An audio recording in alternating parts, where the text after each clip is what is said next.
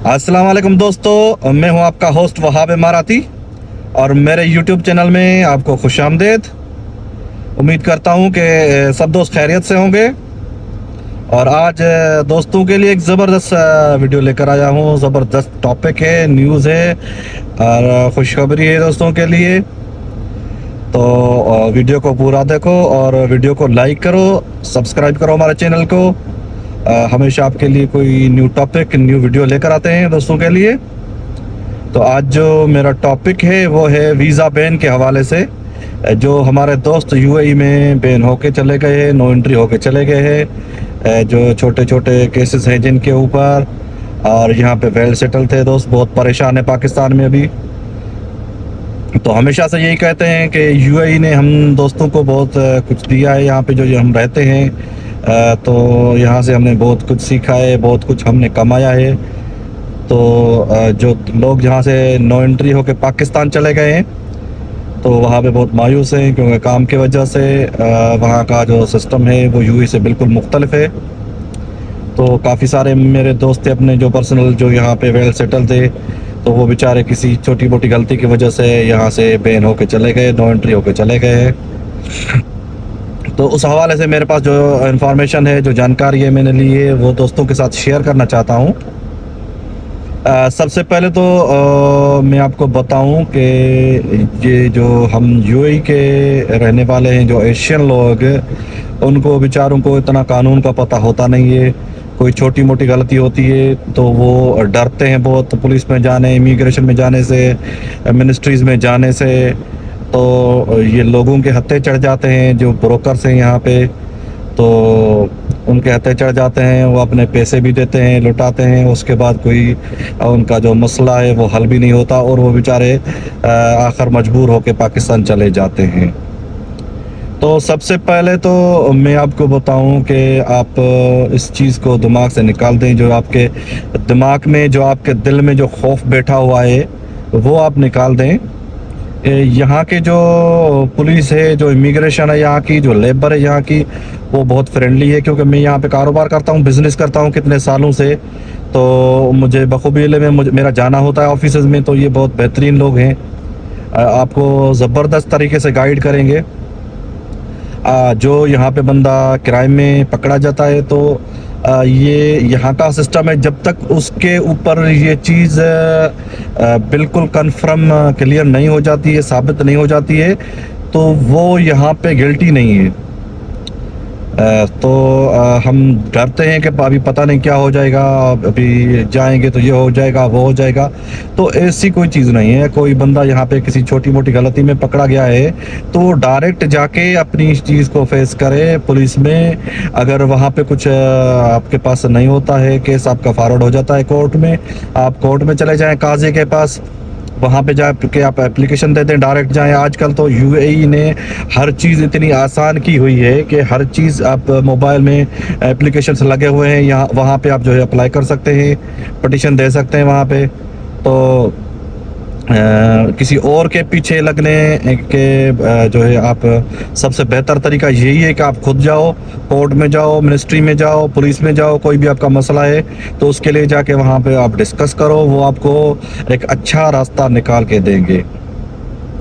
तो अभी आते हैं अपने टॉपिक पे, वीज़ा बैन के हवाले से जो दोस्त यहाँ से बैन होके चले गए हैं। तो सबसे पहले मैं आपको बताऊं कि यहाँ पे बैन के काफ़ी सारे जो है ये होते हैं तरीके, टाइप्स। एक होता है परमानेंट बैन, एक होता है टेम्पररी बैन। अच्छा, परमानेंट बैन क्या होता है वो मैं आपको बताऊं कि जैसे कोई बड़ा क्रिमिनल होता है जो किसी इलीगल एक्टिविटी में, मुल्क के ख़िलाफ़ साजिश में मुलविस होता है, स्मगलिंग में मुलविस होता है, मनशियात इंपोर्ट करने में मुलविस होता है, या मनशियात सप्लाई करने में पैसों की स्मगलिंग हो गई, या कोई बड़ा क्राइम होता है उसमें मुलविस रहा, या किसी जो है कत्ल में, किसी खून के केस में, या इस चीज़ में जिसके ऊपर पूरी जो है इंक्वायरी बैठी और वो गिल्टी हो गया, तो उसको यहाँ से परमानेंट बैन कर दिया जाएगा यूएई में।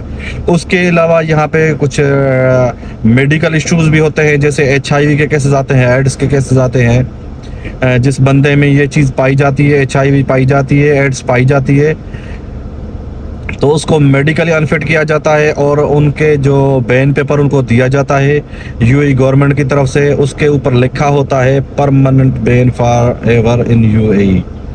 मीन्स वो बंदा कभी यूएई में दोबारा एंट्री नहीं कर सकता। ये हो गया परमानेंट बैन। अच्छा, उसके बाद जो बाकी टेम्पररी बैन होते हैं, जैसे कोई ऐसा सीन हो जाता है, मिसाल के तौर पे आप किसी बंदे को, किसी लेबर को कोई कंपनी बैन करती है, कोई वहाँ पे झगड़ा कर देता है कंपनी में, कंपनी के ऑनर से बदतमीजी कर देता है, तो वो कंपनी वाला उसको परमानेंट भी बैन भी करवा सकता है, और या टेम्पररी बैन करा सकता है 1 महीने के लिए, 6 महीने के लिए, 1 साल के लिए या 2 साल के लिए उसको बैन करवा सकता है यहाँ पे। तो उसको जाना पड़ेगा। या जो कोई बंदा जॉब करने के लिए आता है, वहाँ पे एग्रीमेंट साइन करता है और उसको फॉलो नहीं करता है, तो उसको रिज़ाइन करता है, तो उसको भी कंपनी जो है बैन करवा सकती है यहाँ पे। लेकिन इसके अलावा हट के हम देखें, अगर छोटे क्राइम होते हैं, उनमें से ये भी हो गया, कोई आपस में बंदे झगड़े करते हैं, यहाँ पे मुँहमारी करते हैं, तो वो बंदा भी यहाँ से बैन हो सकता है, क्योंकि वो सही तरीके से अपने केस को फॉलो नहीं करते हैं, लॉ को अच्छे तरीके से वो जानते नहीं हैं, डरते हैं जाने के लिए, पुलिस में जाने के लिए डरते हैं, कोर्ट में जाने के लिए डरते हैं। तो जाहिर बात है, इनको गवर्नमेंट को केस को एक तरफ करने का जो है वो इतना टाइम उसके पास नहीं होता है कि इसको कंटिन्यू रखे, तो उसको एक तरफ करना पड़ता है केस को, तो इसीलिए फिर वो बैन हो जाते हैं, तो वो पाकिस्तान चले जाते हैं। उसके अलावा काफ़ी सारी चीज़ें हैं, जैसे कोई छोटी मोटी चोरी में पकड़ा गया, किसी ऐसे छोटे क्राइम में पकड़ा गया जिसमें वो मुलविस नहीं था, लेकिन केस में उसका नाम आ गया और उसने उसके पीछे अपने केस की पहवारी नहीं की, तो पुलिस में जो रिकॉर्ड था उनका, उसमें वो बैन हो गया, चला गया। या कोई बंदा ऐसा होता है कि किसी जगह पे जो है जाता है, वहाँ पे कोई क्राइम होता है, वहाँ पे पकड़ा जाता है और ये उसमें इन्वॉल्व नहीं है, फिर भी पुलिस में चला जाता है और वहाँ पे झूठ बोलता है पुलिस में जाके, और सही उनको इन्फॉर्मेशन नहीं देता है, तो उसके ब्याह पे वो बंदा हो जाता है कैंसिल। काफ़ी सारी ऐसी चीज़ें होती हैं यहाँ पे, जो हमारे एशियंस डरने की वजह से वहाँ पे जो है सही मालूमात नहीं दे सकते हैं। तो उस हवाले से बेहतरीन एक जो है आपको मैं इंफॉर्मेशन दे रहा हूँ कि जिस बंदे को बैन पेपर दिया गया है, यहाँ से यूएई से बैन किया गया है, उसके ऊपर कोई टाइम नहीं लिखा हुआ कि ये कितने टाइम के लिए बंदा यहाँ से नो एंट्री हुआ है या बैन हुआ है, तो वो बंदा यूएई में वापस आ सकता है।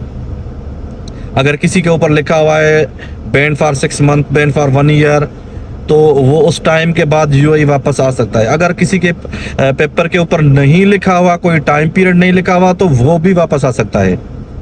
तो उसके लिए आपको क्या करना पड़ेगा कि अगर आपको यहाँ से गए हुए 1 साल हो गया है, तो आप डायरेक्ट जाके विज़िट वीज़ा के लिए अप्लाई करें, तो इंशाल्लाह आपका विज़िट वीज़ा लग जाएगा। अभी तो कोई और इशू चल रहे हैं जो वीज़ा के हवाले से मैंने पहले वीडियो भी रखी थी, लेकिन जैसे ही ये मामला, उम्मीद है कि बहुत जल्द साल हो जाएगा, वीज़ा पाकिस्तान के ओपन हो जाएंगे बहुत जल्द विज़िट, तो आप विज़िट पे यहाँ पे आ सकते हैं, आपका विज़िट लग जाएगा। आप विज़िट पे यहाँ पे आ जाओ और यहाँ पे डायरेक्ट आके आप मिनिस्ट्री में चले जाओ। आजकल तो मोबाइल एप्लीकेशन आई हुई हैं, उसके ऊपर इमिग्रेशन की एप्लीकेशन है, वहाँ से भी आप जो है अप्लाई करके वो फीस पे करके आप अपना क्लियरेंस सर्टिफिकेट ले सकते हैं। और अगर मोबाइल में आपको चलाना नहीं आता है, कोई आपका पढ़ा लिखा दोस्त है, आप उसकी हेल्प ले सकते हैं, या आप डायरेक्ट इमिग्रेशन में चले जाएं, अपना पासपोर्ट लेकर चले जाएं और वहाँ पे जाके आप उनको बोले कि मुझे क्लियरेंस सर्टिफिकेट चाहिए। 200 दरहम उसकी चार्जेस है जो आपको पे करनी पड़ेगी, और आपको वहाँ से मिनिस्ट्री से 200 दरहम में क्लियरेंस सर्टिफिकेट मिल जाएगा, जिसके ऊपर आपका वो पूरा लिखा होगा टाइम, कि यहाँ इस टाइम से इस टाइम तक आप बैन थे, अभी आपका वो टाइम पीरियड ख़त्म हो चुका है, या अभी आपका बकाया टाइम इतना रहता है, 1 महीना रहता है, 2 महीना रहता है। तो जब तक ये आपका टाइम पीरियड नहीं होता ख़त्म, तब तक आप यहाँ पे पक्का एम्प्लॉयमेंट वीज़ा या बिजनेस वीज़ा या जॉब वीज़ा नहीं ले सकते हैं। लेकिन आप विजिट पे यहाँ पे आ सकते हैं, आप विजिट कर सकते हैं, आप घूम सकते हैं, जैसे विजिटर्स लोग आते हैं यहाँ पे। तो ये एक बेहतरीन आपको इन्फॉर्मेशन मैं दे रहा हूँ दोस्तों, कि जो जो आपके दोस्त यहाँ से नो एंट्री होके चले गए हैं, आप उन तक वीडियो शेयर करें, या उनको आप जो ये इन्फॉर्मेशन दे दें कि आप वापस यूएई आ सकते हैं। और यहाँ पे आने के बाद आप मिनिस्ट्री में जाके अपना क्लियरेंस सर्टिफिकेट लें, आपको क्लियर किया जाता है मिनिस्ट्री से।